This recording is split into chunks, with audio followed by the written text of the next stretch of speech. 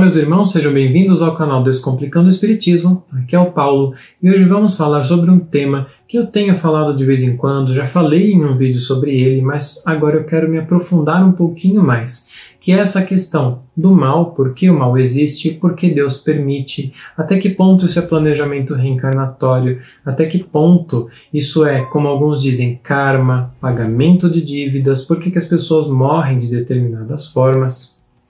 Antes de mais nada, você já sabe, se você não é inscrito, por favor, se inscreva no canal, clique no botão do sininho, ative os alertas para não perder nenhum vídeo, deixe sua curtida, deixe seu comentário, compartilhe, porque isso ajuda muito no crescimento do canal, tá bom? Bom, eu separei alguns exemplos que eu acho que vão deixar bastante claro as diversas situações que passam pela nossa cabeça. O primeiro deles é o apocalipse nazista, que foi uma das piores catástrofes na história humana, né, recente, que a gente conhece. Foram mais ou menos 80 milhões de vidas tiradas nas batalhas entre judeus, entre os soldados envolvidos, né, naquelas batalhas. E aí muitas pessoas acabam se perguntando por que Deus permite que aquilo exista. Por que Deus permite o mal? Por que Deus permite que um Hitler chegue ao poder? Por que ele simplesmente não vai lá e dá um fim naquele cara, não deixa ele fazer aquilo? Porque Deus não é aquele velhinho sentado numa poltrona que fica se metendo no desenvolvimento dos seus filhos. Deus criou leis, essas leis nos regem. E uma das leis mais importantes que nos rege é a lei de livre-arbítrio. A partir do momento em que eu tenho consciência, eu tenho livre-arbítrio para agir. Isso não significa dizer que nós estamos plenamente soltos, esquecidos. Não é assim. Hitler tomou as suas decisões, arquitetou um plano por muito tempo. Ele queria porque queria chegar lá para fazer o que ele queria fazer, mas com certeza, em vários momentos da vida, ele teve diversos espíritos encarnados e desencarnados que chegaram até ele e que tentaram demover ele desse plano tão complicado. Hitler, não faz isso, meu filho, isso daí você não acha que vai dar ruim, não? Que é uma coisa errada? Mas, e sem falar da própria voz da consciência, que ela existe sim, mas a escolha foi fazer. Fez, tomou um grau muito grande de loucura, tudo aquilo. Não foi só ele, muitos outros que se juntaram a eles, né? A ele, comandantes e tal. E isso trouxe um grande mal. Só que mesmo quando existe o mal, mesmo do mal, Deus sabe, ele que é plena sabedoria, sabe tirar daí o bem. De que forma? Vamos tomar um exemplo muito conhecido. Anne Frank. Anne Frank, com sua família, eles tiveram que se refugiar, se esconder dentro de uma ala secreta de um prédio comercial. Ninguém sabia que eles estavam lá e eles passaram lá 2 anos trancafiados, pior do que presos. Eles não podiam nem sair para tomar um solzinho, eles tinham que andar de meia, muito lentamente para não fazer barulho. Eles tinham horário para poder usar o banheiro ou dar descarga, porque não podia haver barulho, o prédio embaixo ainda funcionava comercialmente. Eles passaram 2 anos nessa situação. Anne Frank descreve no seu diário que esses 2 anos, muito difíceis, e muito difíceis mesmo, foram para ela oportunidades de se aproximar mais de sua irmã. A sua mãe, que ela não gostava, ela fala que ela chegava a odiar, ela chega a falar em ódio, porque ela achava a mãe uma pessoa muito insensata, muito dura, muito fria. E ela fala, depois mais à frente, né, que ela conseguiu vencer aquilo. E ela, a partir de então, começa a se aproximar mais da mãe, a ter mais paciência, mais condolência com ela. Veja como uma situação que, assim, é um grande mal, mas acaba se tornando um bem, porque daí, e isso sim, pode ser um certo planejamento reencarnatório. Olha, vocês vão passar, vai ter uma dificuldade aí na frente e vocês vão poder usar essa dificuldade para reatar laços, para corrigir pendências morais do passado. E a partir desse momento, esses espíritos podem ter passado a se conhecerem melhor, a conhecerem melhor os vínculos do amor, do perdão, Veja quanta coisa e quantos cenários desse devem ter se repetido no meio de tantos desses milhões que ali estavam, né? Agora, morreram, por exemplo, a família de Anne Frank, se não o pai, todo o resto morreram provavelmente infectados por tifo depois que elas foram capturadas, né? Mas por que morreram assim? Porque morreram. Porque faz parte da vida. Todos nós vamos morrer. Não significa que elas fizeram alguma coisa para morrer assim. A morte em si ensina muito pouco. O que realmente ensina para a gente é o trabalho, é a vivência, e é nisso que consiste o nosso planejamento reencarnatório. Vamos para outro exemplo, Hiroshima e Nagasaki. Lá onde foram lançadas as 2 bombas atômicas, levou aí aproximadamente 300 mil vidas, 300 mil pessoas, que até então estavam vivendo suas vidas da forma de sempre, estavam vivendo suas vidas. Em questão de segundos, as bombas caíram e dizimou tudo. Essas 300 mil pessoas tinham pendências do passado? Todas juntas? Era um karma coletivo? Não, gente, não existe karma, muito menos coletivo. Essas pessoas estavam vivendo as vidas delas. As pessoas que comandaram esse ato tomaram as suas decisões, fizeram algo que não era bom e que acabou matando milhares de pessoas. Antes disso, elas estavam vivendo suas vidas, elas não passaram por um sofrimento que levou até a morte, porque a morte ali foi muito rápida, elas simplesmente morreram. Então a morte em si não ensina muita coisa, né?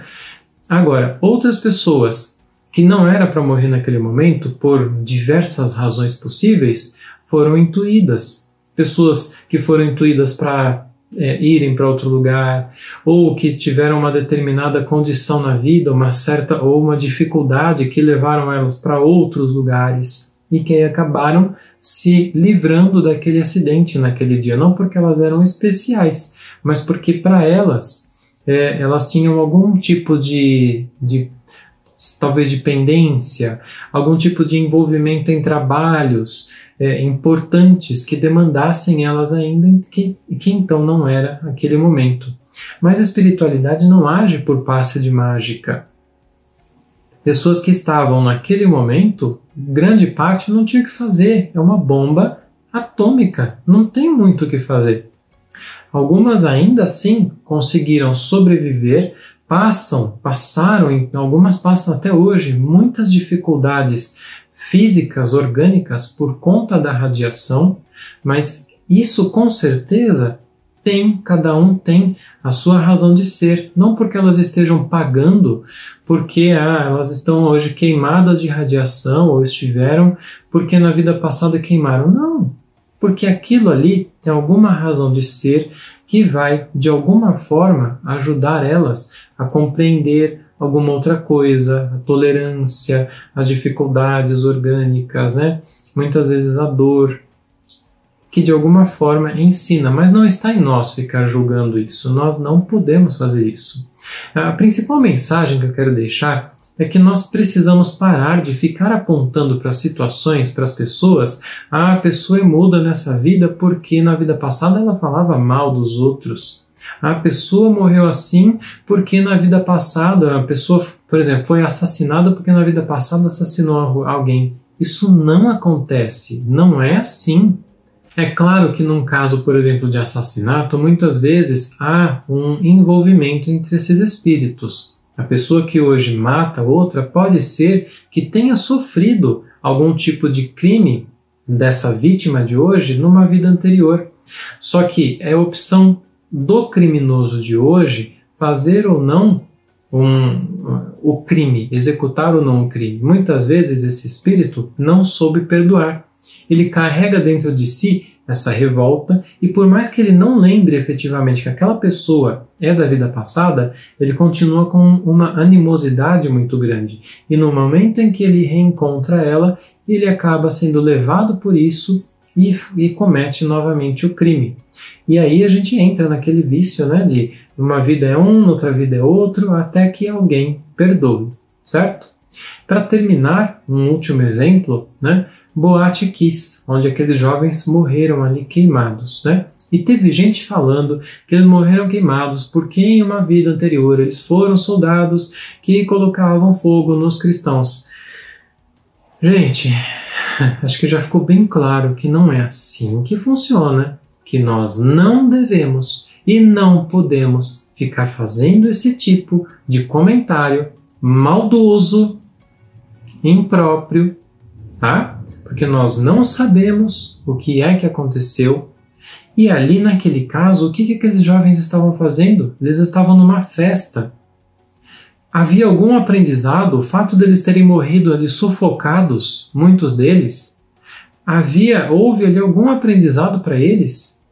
Me fala, se hoje você está com seus amigos num lugar, e de repente tudo pega fogo, vocês vão ficar apavorados, porque está pegando fogo, vão ficar com medo, de repente começa a sufocar e morre. O que você aprendeu com isso? O que Deus te ensinou com isso? Nada. Nada. Então são situações que acontecem.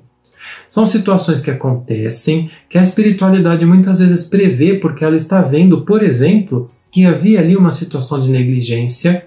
Muitas vezes a espiritualidade traz essa intuição para muitos ali, para que eles não vão para aquele lugar, para que eles não estejam ali, cria dificuldades para que eles não vão, como acontece muitas vezes, e muitos acabam indo, mesmo porque eles preferem, é mais legal a festa do que pensar em outras coisas, e o acidente aconteceu. Isso significa que Deus perdeu o controle das coisas? Não, não significa. Nós precisamos pensar que coisas que são criminosas são coisas que vão contra o que deveria acontecer, mas que acontecem por conta do livre-arbítrio. Então aqueles jovens morreram ali naquele lugar, naquele momento. Muitos deles, aqueles que ficaram ali dentro, talvez estivessem porque era um momento, estavam num certo planejamento reencarnatório deles, eles desencarnarem com mais ou menos aquela idade, ou em uma situação daquela, mas não que tenha sido tudo aquilo planejado porque eles tinham um karma coletivo passado. Gente, para finalizar mesmo, o que eu gostaria de lembrar na codificação espírita, quando eu digo codificação, eu quero dizer os ensinamentos trazidos pela espiritualidade superior, não existe karma, não existe lei de ação e reação, não existe pagamento de dívidas. Lei de ação e reação é uma lei física. Eu exerço uma força num objeto, num corpo, e esse corpo exerce a mesma força contrária, de resistência. Isso é lei de ação e reação. Jesus não ensinou lei de ação e reação. A espiritualidade não ensinou lei de ação e reação. Não existe. Por quê? Porque não é uma lei. Eu posso eventualmente, por exemplo, matar uma pessoa e esse espírito me perdoar. E o que é que acabou ali? Não tem reação. Onde é que fica a reação? Onde é que fica o problema? Na minha cabeça, na minha consciência, no dia que a minha consciência acordar. E claro, nas imantações energéticas, nos espíritos encarnados e desencarnados que eu atraio comigo quando eu começo a praticar coisas que estão contra as leis divinas. E isso, tira e queda, vai me trazer dificuldades. Isso sim, mas isso é afinidade. Ok? Se aquele espírito me perdoou, um dia minha consciência vai acordar, meu Deus, eu errei, eu preciso reparar, isso vai ficar me perseguindo. E pela minha infantilidade espiritual, muitas vezes, eu vou falar, Deus, na próxima vida me mata para eu saldar essa dívida. E aí eu vou ser esclarecido, não é assim que funciona. Na próxima vida você vai ter oportunidades de trabalho, de aprendizado, para você aprender a valorizar mais a vida, a respeitar o outro. É assim que funciona. Ok? Nós precisamos lembrar que existem duas obras que foram adulteradas da codificação espírita, que é a Gênese e o Céu e o Inferno. Nessas duas obras foram inseridos, após a morte de Kardec, conteúdos que levam, mesmo que subjetivamente, a um entendimento de que existiria pagamento de dívidas. Isso é adulteração. Não é assim que funciona, isso não existe na codificação, ok?